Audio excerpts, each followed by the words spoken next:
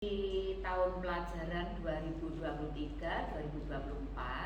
bagi sekolah penyelenggara kurikulum merdeka kelas 10 gitu ya, itu akan kenaikan kelas lanjut ke kelas 11. Nah, di kelas 11 ada hal yang berbeda dari kurikulum sebelumnya, yaitu anak-anak di kelas 11 itu belajar 2 kelompok mata pelajaran.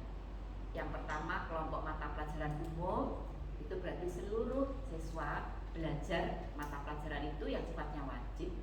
Lalu juga belajar di kelompok mata pelajaran pilihan. Nah, ini ada salah satu sekolah binaan saya di SMA Katolik Kolese Santo Yusuf yang ada di Malang, yang sering dikenal dengan SMA Wain, gitu ya. Ini saya bersama Waka kurikulumnya. Ini ada praktek baik yang tampaknya sudah dilaksanakan jauh sebelumnya. Siapa tahu bisa menginspirasi sekolah-sekolah yang sekiranya setipe dengan di SMA Kosayu, karena yang disampaikan nanti belum tentu itu cocok atau bisa diterapkan untuk sekolah ibu bapak sekalian. Maka sekarang Bu Linda sebagai Waka kurikulum tolong diselipkan bagaimana kronologisnya mulai dari awal sampai terbentuk anak-anak punya urutan pilihan yang itu difasilitasi oleh sekolah. Silakan Bu Linda. Makasih Bu Nini.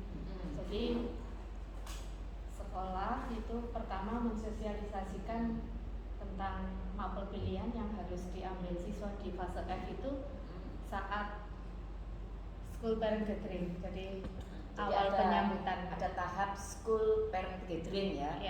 Itu dikenalkan tentang langkah-langkah yang nanti diambil sekolah supaya siswa di kelas 10 di semester akhir itu nanti bisa mantap memilih mapel pilihannya di kelas 11-12 itu. Jadi setelah mendapatkan informasi awal, siswa itu mendapat tes psikologi. Ya.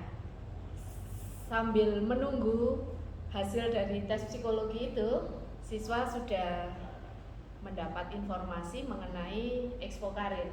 Expo Karir ini diberikan oleh alumni-alumni SMK Kolese Santo Yusuf kepada adik-adik kelasnya begitu. Jadi semua siswa kelas 10, 11, 12 itu mendapatkan Expo Karir ini. Ya, setelah Expo Karir, minggu berikutnya bersama orang tua juga diundang untuk mengikuti Expo Perguruan Tinggi.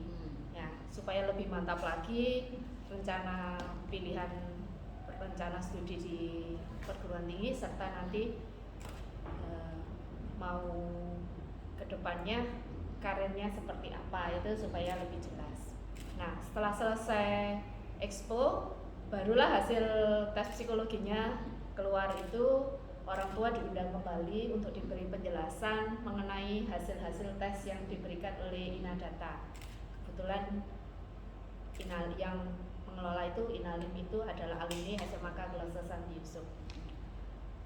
Kemudian siswa kami minta untuk mengisi Google Form, jadi mengurutkan mapel-mapel pilihan dari yang paling dia sukai, yang sesuai dengan minat bakat serta karir yang nanti mau diambil itu.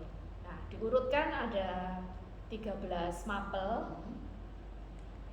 Kemudian dari data itu saya gabungkan lagi dengan data raport semester ganjil yang kemarin, dan semua data itu saya sajikan kembali kepada siswa di awal semester genap ini untuk menentukan. Setelah melihat seluruh data itu, siswa akan memilih apakah tetap atau berubah. Kalau masih bingung, ya kami fasilitasi supaya bisa berkonsultasi dengan BP, baik orang tua maupun siswa, untuk memantapkan lagi mapel-mapel pilihannya sehingga nanti ketika menempuhnya di fase F sudah tidak galau begitu, jadi sudah mantap. Yang istimewa lagi di tempat kami memilihnya itu 4 mapel yang durasinya itu 5 JP itu ya. 20 jadi ya. Ya, 20. saya tambah dengan 1 mapel yang pertemuannya itu 2 JP. 2 JP. Ya. 22 ya. Jadi totalnya 22.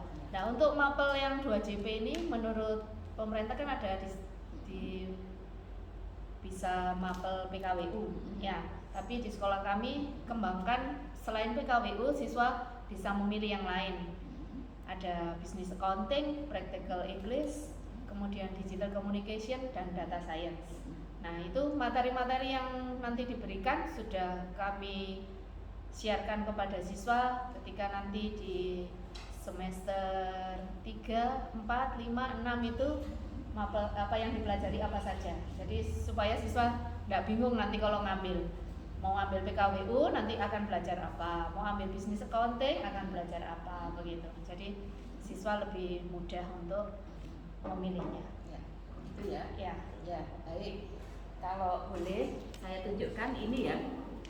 Jadi form ini itu sudah dilaksanakan di SMA Kosahyu. Itu tahapannya ya. Yang pertama karir dulu. Jadi ada wawasan karir. Wawasan karir itu diberikan kepada siswa. Tapi siswanya tidak hanya kelas 10 ya, 10, 11, 12. Setelah anak-anak punya wawasan karir, dilanjutkan itu wawasan tentang perguruan tinggi. Nah, pada saat memberikan wawasan perguruan tinggi ini bersama orang tua. Karena biasanya, mohon maaf, yang kepingin mengarahkan ke perguruan tinggi kuliah mana itu orang tua ya. Maka di Kosahyu itu mengantisipasi seperti itu. Lalu yang berikutnya, langkah berikutnya, ini belum tentu bisa dilakukan oleh sekolah lain ya, yaitu ada tes psikologi keterkaitannya dengan kesinambungannya nanti dengan karir. Nah, tes psikologi ini bisa saja teman-teman di sekolah yang lain itu belum tentu dilaksanakan. Lalu setelah itu baru mendiskusikan dengan orang tua ketika sekolah itu melaksanakan tes psikologi kepada anak kaitannya dengan karir tadi, sehingga antara siswa dengan orang tua itu sudah clear ya, sudah deal ya. Nah, setelah itu baru sekolah itu mengeluarkan form, bisa menggunakan Google Form itu urutan pilihan mata pelajaran yang nanti mendukung jurusan keguruan tinggi yang mendukung ke karirnya. Nah, kalau di SMA Kosahyu itu memberikan peluang pada 4 pilihan ditambah 1 pilihan tapi yang berdurasi alokasi waktunya 2 JP dengan mata pelajaran yang disesuaikan dengan kebutuhan. Nah, angket inilah yang nanti akan ditelaah lagi, dipastikan lagi sehingga anak di kelas 11 gitu ya, itu maksimal mestinya di akhir semester 2 itu maksimal boleh pindah, tapi mengantisipasi supaya tidak pindah maka dilakukan dengan sistematika yang sangat berurutan jauh sebelumnya. Mudah-mudahan ini menginspirasi sekolah lain yang akan melakukan persiapan pemilihan kelompok mata pelajaran di kelas 11 fase F nanti. Sekian, terima kasih.